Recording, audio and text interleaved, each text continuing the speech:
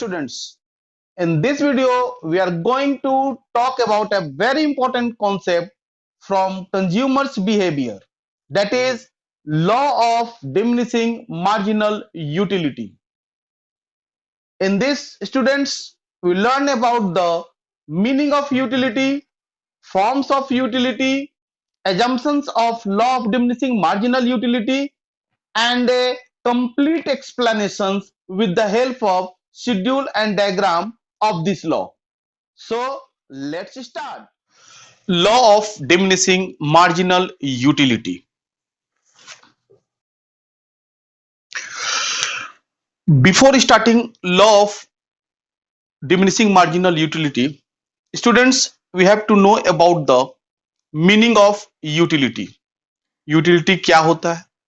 Utility means उपयोगिता. Utility refers to one satisfying power of a commodity.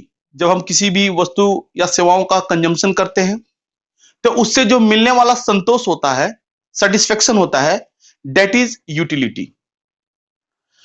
अब इस utility को हम मेजर कर सकते हैं.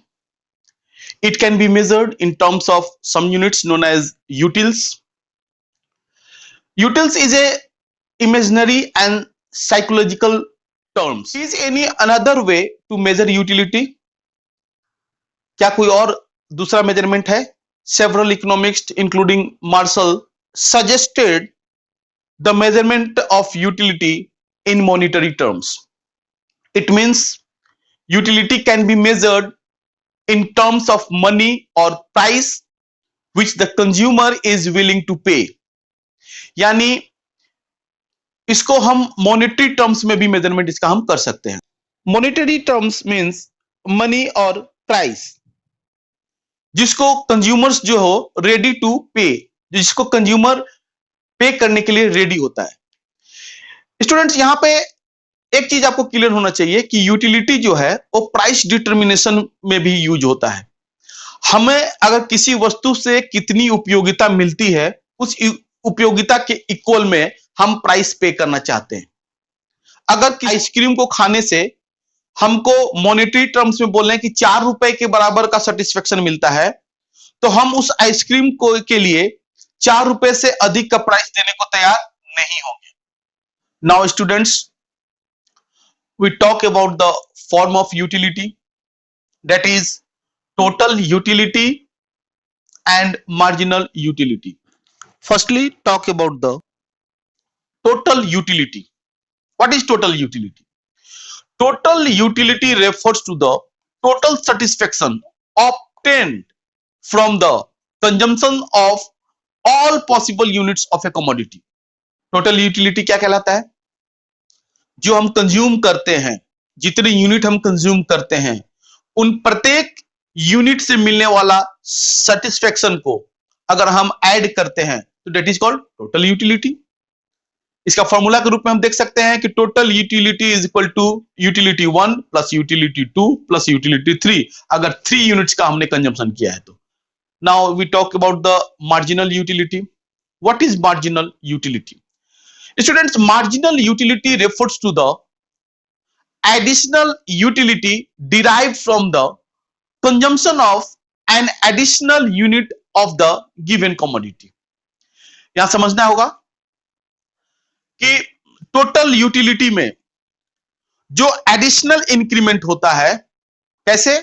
जब हम एक एडिशनल यूनिट का कंजम्पशन करते हैं, that additional utility is called marginal utility.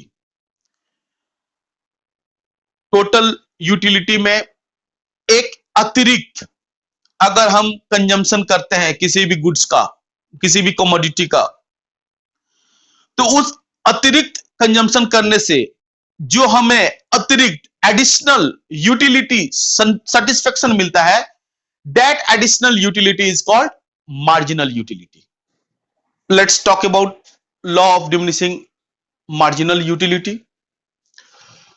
Law of diminishing marginal utility states that as we consume more and more units of a commodity, the utility derived from each additional units goes on decreasing.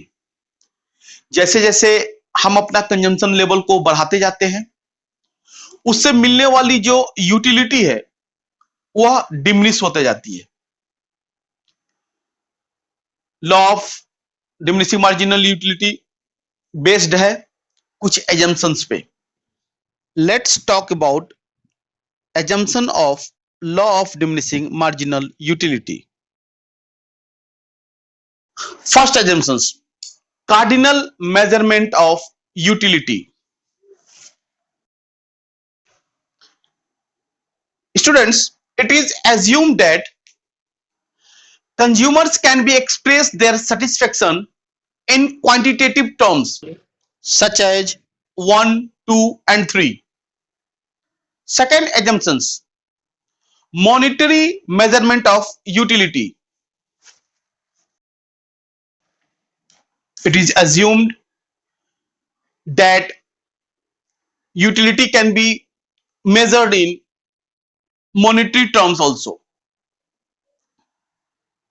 रुपए में इसको व्यक्त कर सकते हैं, express कर सकते हैं। थर्ड assumptions,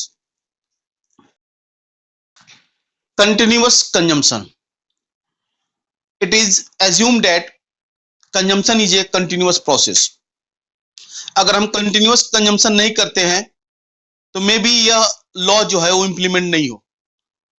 अगर कोई व्यक्ति भूखा है और एक रोटी खाता है और कई घंटों के बाद वह दूसरा रोटी खाता है, सेकेंड पीस ऑफ ब्रेड वो खाता है, तो हो सकता है कि 3-4 घंटे बाद जब वो सेकेंड पीस ऑफ ब्रेड को कंज्यूम करता है उस समय उसकी भूख पहले से भी अधिक हो गई हो और उस सेकेंड पीस ऑफ ब्रेड से जो पहले उसने कंजम्पशन किया है उससे भी अधिक यूटिलिटी मिल जाए। यानी अगर कंटिन्यूअस प्रोसेस नहीं करते हैं तो यह लॉ जो है, यह नियम जो है वह इंप्लीमेंट नहीं हो पाता है। Fourth assumptions, no change in quality. Students, अगर कंजम्पशन के क्रम में क्वालिटी चेंज होता है, क्वालिटी सुपीरियर होता है, तो हो सकता है कि नेक्स्ट कंजम्पशन यूनिट्स में हमको अधिक यूटिलिटी मिल जाए। लेट अस सपोज दैट कि कोई भूखा व्यक्ति अगर फर्स्ट पीस ऑफ ब्रेड खाता है और सेकेंड पीस ऑफ ब्रेड उसे और बेटर क्वालिटी यानी बटर ब्रेड मिलता है, तो निश्चित तौर पे उसको सेकेंड पीस ऑफ ब्रेड से अधिक यूटिलिटी मिलेगी। तो यहां पर यह अज्यूम कर लिया गया है कि हम जो कंजम्पशन करते हैं वह उसकी क्वालिटी में कोई चेंजेस नहीं हो, तब यह लॉ जो है वह इंप्लीमेंट होता है। Our next and fifth assumption is consumption of reasonable quantity.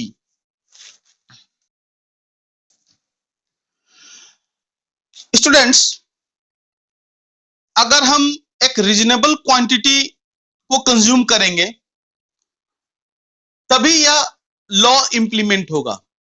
अगर कोई व्यक्ति बहुत भूखा है और फर्स्ट पीस ऑफ ब्रेड ना खाकर 1 बाइट ऑफ ब्रेड खाता है, तो हो सकता है कि नेक्स्ट बाइट ऑफ ब्रेड उसे और अधिक यूटिलिटी दे। अगर कोई व्यक्ति प्यासा है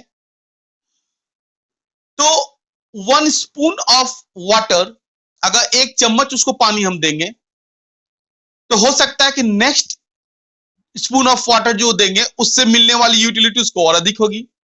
यानी जब तक हम एक reasonable quantity 1 bite of bread नहीं, 1 piece of bread, 1 spoon of water नहीं, 1 ग्लास ऑफ वाटर को नहीं लेकर चलेंगे तब यह लॉ इंप्लीमेंट नहीं होगा। ओके स्टूडेंट्स, ये एजम्पशंस हैं जिन पर law of diminishing marginal utility based है। Now students, we can better understand this concept with the help of schedule and diagram. Students, now I am going to explain law of diminishing marginal utility with the help of schedule and diagram. इस schedule की बात करते हैं।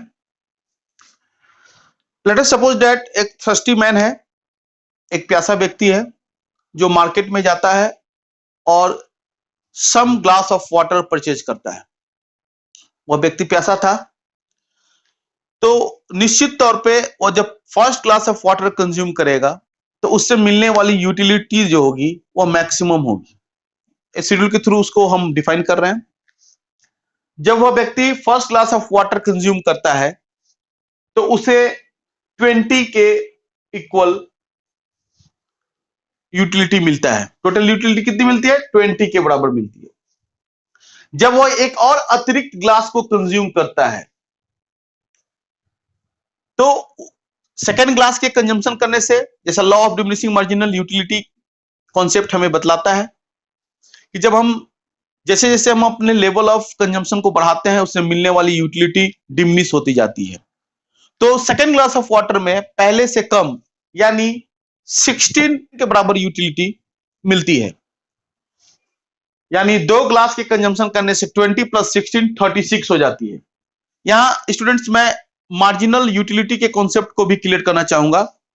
जब हम एक additional unit का consumption करते हैं उससे जो टोटल में एडिशनल इंक्रीमेंट होता है that additional is called marginal. ये 16 20 एक ग्लास के बाद हमने सेकेंड एक एडिशनल ग्लास का कंजम्पशन किया, एक एडिशनल ग्लास के कंजम्पशन करने से जो एडिशनल यूटिलिटी हमको मिली that is called marginal. Additional कितना मिला था? 20 पहले था, 36 हुआ, 36 यानी एडिशनल यूनिट कितनी मिली हमें? 16। यह 16 जो है वह मार्जिनल यूटिलिटी है। इसके बाद जब नेक्स्ट थर्ड ग्लास यानी अपना कंजम्पशन लेवल वो और बढ़ाता है तो उससे मिलने वाली जो यूटिलिटी है वो और डिमिनिश होती है। वो कितने के बराबर हो जाती है? 10 के बराबर में हो जाती है। मार्जिनल क्या हो जाएगा? 10 यूनिट्स, और टोटल यूटिलिटी कितनी हो जाएगी? 36 प्लस 10 46। और इसी तरह आप देख रहे हो स्टूडेंट कि फोर्थ क्लास करने से उसको और पहले से भी कम यूटिलिटी मिलती है। वो कितने के बराबर मिलती है? 4 के बराबर मिलती है, दैट इज मार्जिनल। और टोटल कितना हो जाता है? 46 प्लस 4 50 यूटिलिटी मिलती है। और आप देखते जाते हो कि अगर हम कंजम्पशन लेवल बढ़ाते चले जाते हैं तो हमको निगेटिव यूटिलिटी भी मिलती है, जो कि 6th क्लास के कंजम्पशन से यहां पे दिखाया गया है। 6th क्लास के कंजम्पशन करने से हमें -6 यूटिलिटी मिलती है, जो 50 से घटकर 44 हो जाती है। यानी इस law of diminishing marginal utility में हमने यह सीखा कि जैसे जैसे हम अपने लेवल ऑफ कंजम्पशन को बढ़ाते जाते हैं वैसे वैसे उन वस्तुओं से मिलने वाली उपयोगिता घटती चली जाती है। स्टूडेंट्स, अब हम इस शेड्यूल को ग्राफिकली रिप्रेजेंट करके देखेंगे। इस शेड्यूल में आप देख रहे हो कि ये एक्स एक्सिस है, वाई एक्सिस है। यहां पे वाई एक्सिस पे हमने मार्जिनल यूटिलिटी को दिखाया हुआ है और एक्स एक्सिस पर यूनिट्स ऑफ कमोडिटी दिखाया हुआ है जिसको हम लोग कंज्यूम कर रहे हैं। अकॉर्डिंग टू द शेड्यूल, जब पहला कंजम्पशन हम करते हैं, पहले यूनिट को कंज्यूम करते हैं तो उससे मिलने वाली यूटिलिटी मैक्सिमम होती है और कितने के बराबर होती है? 20 के इक्वल होती है। उसके बाद जब हम 5th यूनिट यूज करते हैं तो वहां मिलने वाली यूटिलिटी कितनी हो जाती है? 0 हो जाती है। और 6th यूनिट का जब हम कंजम्पशन करते हैं तो निगेटिव यूटिलिटी हो जाती है। अगर ये इन सभी पॉइंट्स को अगर हम मैच करते हैं तो हमको एक मार्जिनल यूटिलिटी कर्व मिलता है जिसका शेप कैसा होता है? जिसका शेप होता है left to right downward sloping. इसका शेप कैसा होता है? Left to right downward sloping. तो students, according to the law of diminishing marginal utility, हम जैसे जैसे अपने कंजम्पशन लेवल को इंक्रीज करते जाते हैं हर एडिशनल यूनिट से मिलने वाली जो यूटिलिटी होती है वह डिमिनिश होती चली जाती है। Okay students, in next video we will talk about another topic. Till that, goodbye.